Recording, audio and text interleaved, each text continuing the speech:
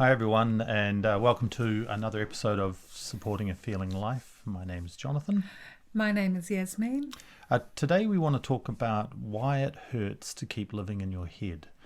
This is something that I didn't even know I did until my beloved introduced it to me many years ago, and over time began to discover that it was actually a fairly lonely and isolating place to be. And that actually there was a whole other alternative that existed. I think that often we end up believing that we must work everything out mentally simply because we're living a very physical, very tangible life, which can appear to look very logical. And we forget that we are multi-dimensional beings. And what I mean by that is that we have our very physical senses, but we also have an inner world, an inner life, and we sense and feel everything we experience. We don't just think about it. And often thinking is a consequence of what we've experienced or felt, or a consequence of what is happening. So if we're in our head, we're always looking back. And if we're in the moment thinking about something, it's still not very present. We're not really there with what is happening. And this is what, you taught me a long time ago, but the consequence of being in your head in my head was that I ended up not really connecting my energy to what was happening around me or the people that were around me as well. And so there was kind of this pressure that was, how do I get this version of how I thought life needed to be to fit what was happening around me, which has a consequence on those you care about. So it hurts a lot to only look at yourself or your life experiences from a mental perspective, because we'll be basing it, measuring everything that's happening on what has happened before, or what we've learned, others have told us, or what we know. It would be like basing everything that we feel today on how things were yesterday, in a complete sense. Would it be fair to say too that we can also end up projecting into the future based on the fantasy or the expectations of the projection of how we think our life should be too? Absolutely. And some will say, but how would we set goals? How would we know what to plan for if things weren't based on some of the past? Because not all of the past is bad. What we're talking about today is the cost of only living from the mind, only being logical and reasonable, because it tends to undermine our feelings or what we felt in the experiences that we're having. I think perhaps we should qualify this here as well by saying that we're not suggesting that the mind, logic, reason is in some way not important. It's actually an essential place to measure and balance our life against. Because too often we've heard people say, well, that's just the way I feel, or my feelings are telling me this. And it becomes this kind of defended justification without actually giving themselves permission to explore into understanding what is really happening to them. There's so much about ourselves we don't know, and our feelings are a massive pathway into understanding what we can know of ourselves.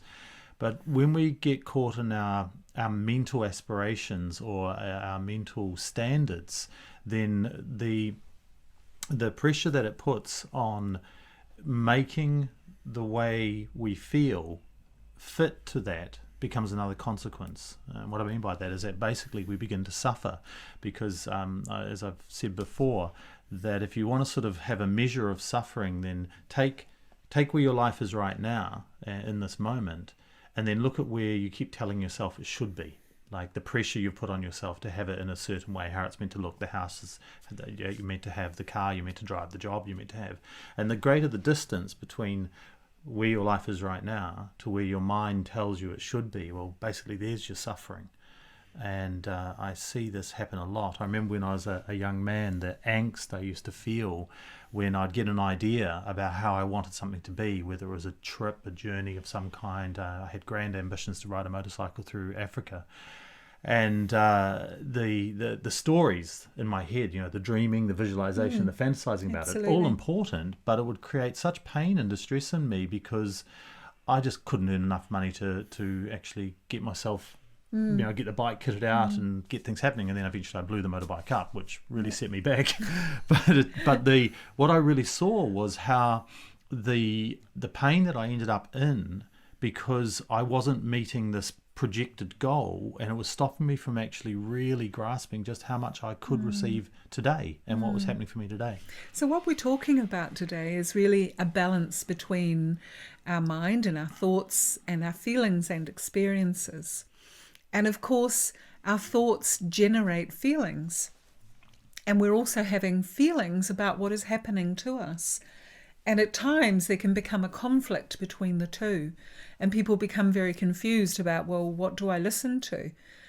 And often they won't want to take notice of what isn't feeling good.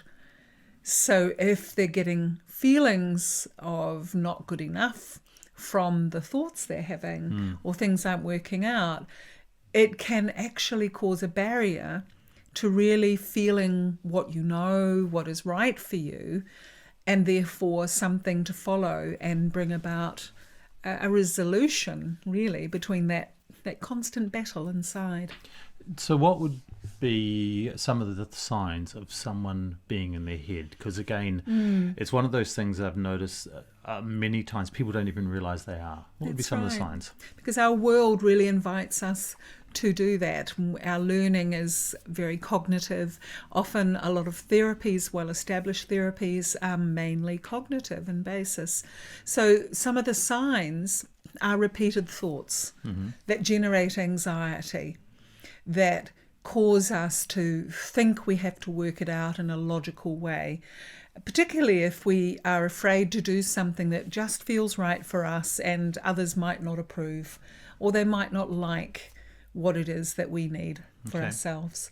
So we can get stuck in patterns, we can become very confused, and we can cause ourselves feelings that we then work out ways of managing or dulling down. And that's where those sort of more, I suppose you could say, destructive patterns become involved in our life, which keep us, in a way, comfortably uncomfortable. That's right. I suspect that other elements of being in their head, people being in their head, when we start getting more controlling. So if we start feeling like, if you're around someone and you feel like they're trying to be controlling of you in any way, then there's a good chance that person is really not connecting to their heart and their feelings, that they're trying to make you fit their idea of how life should be, which is actually not a nice feeling to be around at all. It wouldn't be. Another thing that can tell you you're in your head is where you're having trouble getting to sleep and you're very tired and you may get to sleep, but your mind wakes you up because you're trying to work things out, but struggling with the feelings and sensations that are stimulated, and your body's not relaxing, it's not letting go. Other symptoms can be doing things to distract yourself, to keep busy, to ride on top of things, to drink a lot or to exercise a lot, to take alcohol, drugs, food, anything really in excess. So anything that can be kind of considered enjoyable could become something that is actually comforting, what we do to ourselves when we're in our head. That sounds mean, doesn't it? Anything that's enjoyable. But it's really if it gets out of balance. Yeah. And anything we do that we justify to ourselves, that we mentally justify, when actually we're blocking out this wonderful internal awareness that we have, this voice inside that knows exactly what we're feeling and why, and knows what to do to resolve things. It's actually a space of real calm, which can be a bit of a panic for the mind, because that's right. One thing I've certainly discovered is how much the mind loves a project, and it loves projecting into the project, because the mind, I remember you told me years ago how we can end up being mentally satisfied by working through something in our head and coming to a conclusion, and the mind is kind of happy with itself. Yeah. But nothing necessarily changes in our life. We engage no energy in it, and we take no action. And then we're surprised when we're repeating that particular pattern over again. Well, we will find ways of resolving the thoughts. We're using the energy they're generating, so we appease it and we kind of quieten it down a bit.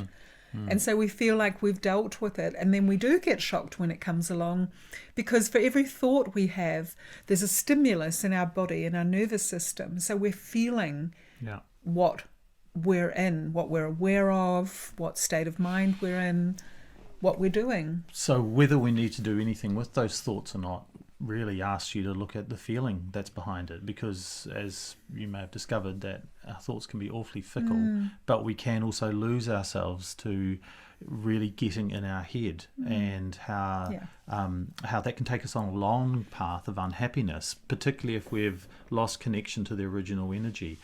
When I was a young man, as a cycle courier in London, I would often find in that sort of rhythmic pattern of just being on a fixed wheel racer, cycling around, and my mind would just go off, and I started noticing I'd get to a point where I was like, where did this begin? And I started practicing following my thoughts back to the source thought.